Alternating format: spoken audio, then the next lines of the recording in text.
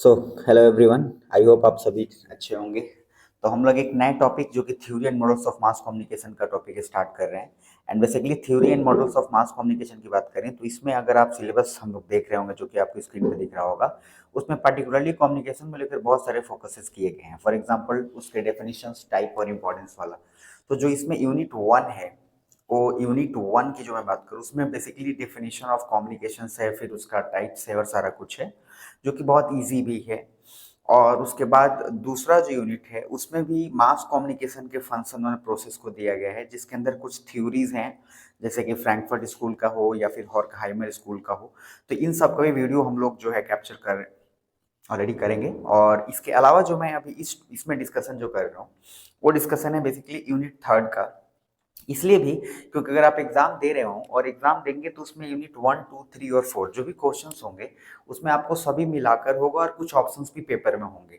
तो अगर हम लोग यूनिट 1 को अच्छे ढंग से कर लें, यूनिट 3 को अच्छे ढंग से कर लें, तो मोस्ट प्रोबेबली 2 यूनिट हमारा अगर कवर अप हो जाता है तो आराम से फिर जो फोर्थ वाला यूनिट है और जो सेकंड वाला यूनिट है वो दोनों बहुत मिलता जुलता एक तरह से कह सकते हैं और इजी है अगर हम फर्स्ट और थर्ड कवर कर लेते हैं। तो जैसे कि फोर्थ वाला में बहुत बेसिक है, media literacy and culture. Basic कहने का मतलब है कि उस पर आप लिख सकते हैं और एग्जाम में बहुत बेहतर ढंग से काम भी कर सकते हैं।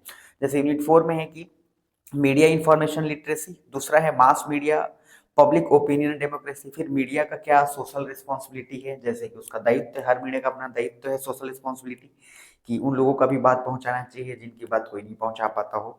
तो जो बेसिकली अगर हम बात करें तो यूनिट 1 और यूनिट 4 आराम से चीजें इजीली मैनेजेबल है। यूनिट 2 उसी के बेसिस पे है, जो कि उसका थोड़ा सा इलेबोरेशन है, जिसमें कुछ स्कूल ऑफ कम्युनिकेशन के बारे में पढ़ना है। बाकी यूनिट 3 वाला पार्ट में है, इसमें कुछ अलग अलग जो कि नाम ही है। तो हम लोग बेसिकली स्टार्ट करेंगे यूनिट 3।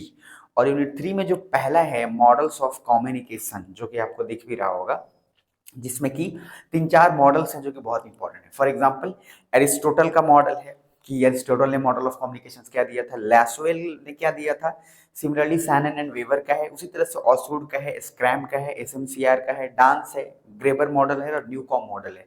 देखिए, सबसे इंपॉर्टेंट ना, अगर आप थोड़ा सा ध्यान देंगे तो आपको चीजें बहुत बेहतर आसानी से कवर अप की जा सकती हैं। फॉर एग्जाम्पल, तो जब भी कोई थ्योरी फर्स्ट एग्जाम्पल आता है ना, तो वो थ्योरी इनिशिएट होता है और उस थ्योरी इनिशिएट के बाद उसमें कुछ प्रॉब्लम्स होते हैं, तो उसको सुधारने के लिए फिर कोई दूसरा आदमी थ्योरी उसको देता है। जैसे कि आप एक किसी भी फीचर्स में देखेंगे, चाहे साइंस का हो चाहे केमिस्ट्री का हो। फॉर एग्जांपल केमिस्ट्री का पीरियोडिक टेबल भी लेंगे, तो पीरियोडिक टेबल में सबसे पहले न्यूलैंड ऑक्टेव रूल शुरुआत में आया, फिर धीरे धीरे वो बढ़ता गया, तो मेंडलीव ने कुछ अच्छा दिया। मेंडलीव में कुछ प्रॉब्लम रहा तो आगे चलकर फिर जो है हेनरी मॉसले ने दे दिया। तो इस तरीके से चीजें बढ़ती हैं। तो उसी तरीके से कम्युनिकेशंस की शुरुआत डिफरेंट स्तर्स पे हुई, लोगों ने चर्चा शुरू किया और वो मॉडल्स ऑफ कम्युनिकेशन जहां जहां खामियां हैं उसको फिर अपडेट करता चला गया, जो कि समाज का रूल भी है। तो अब हम सबसे फर्स्ट जो है यूनिट 3 में हम डिस्कशन करने वाले हैं एरिस्टोटल का सिद्धांत। मैं एक बार फिर से बोल रहा हूँ, इन चारों यूनिट को अगर ध्यान से यूनिट 1 और यूनिट 3 कवर कर लिया जाए तो यूनिट 2 और यूनिट 4 बहुत ही आसानी से कवर किया जा सकता है। और ये मैं सिर्फ अपनी बात नहीं कर रहा, ये मैं किसी के लिए भी बात कर रहा हूँ, आराम से लिखा जा सकता है। थोड़ा सा दिमाग अगर शांत किया जाए तो इस पे बहुत अच्छी अच्छी चीजें लिखी जा सकती हैं। तो मैं बिना ज्यादा वेस्ट किए हुए टाइम स्टार्ट कर रहा हूँ यूनिट 3। और यूनिट 3 में भी सबसे पहले हैं, उसमें एरिस्टोटल के साथ हम लोग स्टार्ट करेंगे। सबसे पहले मॉडल्स ऑफ कम्युनिकेशन, जब भी हम बात करते हैं ना, तो मॉडल्स ऑफ कम्युनिकेशन में बहुत डेप्थ है। और मॉडल्स ऑफ कम्युनिकेशन में एक तरह से हम ये भी कह सकते हैं कि जो हमारा कम्युनिकेशन उस प्रोसेस को एक तरीके से सिंप्लीफाई करता है ताकि एक जो मैसेज है वो दूसरे तक पहुंच जाए। तो उसी मॉडल्स ऑफ कम्युनिकेशन पे एरिस्टोटल ने अपना सिद्धांत दिया था। तो एरिस्टोटल का अगर हम बात करें तो एरिस्टोटल से सबसे पहले शुरुआत करते हुए हम लोग आगे बढ़ेंगे। सो बेसिकली जो आपका theory and models of communication में है, एरिस्टोटल मॉडल्स ऑफ कम्युनिकेशन, इसको आप आराम से ध्यान से सुनेंगे ना, चीजें बहुत अच्छे से रिकवर हो जाएंगी। और मैं सच बता रहा हूँ, बहुत आसान है। तो इसलिए अगर हम एरिस्टोटल की बात करते हैं तो एक तो पहली बात इसके बारे में चर्चा भी किया गया है कि एक तरह से बहुत ही पुराना और अर्लीस्ट मॉडल्स ऑफ कम्युनिकेशन है जो कि एरिस्टोटल ने दिया, जिसको हिंदी में अरस्तु भी बोलते हैं। मतलब, तो अरस्तु ने जो है या एरिस्टोटल ने बहुत पहले कम्युनिकेशन को बहुत तरह से सिंप्लीफाई करने की बात की।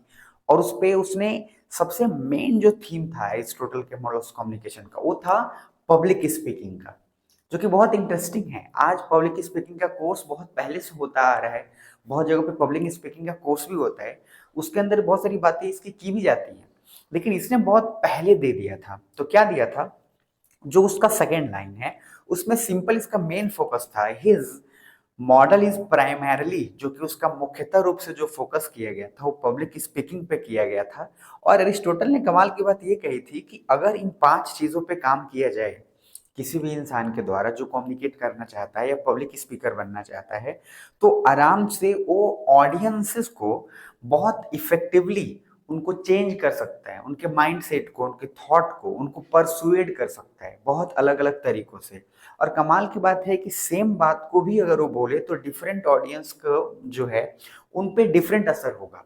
तो इसलिए एक पब्लिक स्पीकर को वो चीज कुछ आना चाहिए। तो ऐसा क्या है, तो उन्होंने सबसे पहले बताया कि सर इनका फोकस पब्लिक स्पीकिंग पे 5 एलिमेंट्स पे था। जैसे कि पहला, द स्पीकर, जो स्पीकर है उसको उसमें क्या क्या गुण होना चाहिए उसके लिए उसने बात करी। फिर उसने मैसेज को क्या कैसे वो उसने काम कर रहा है उसकी बात करी।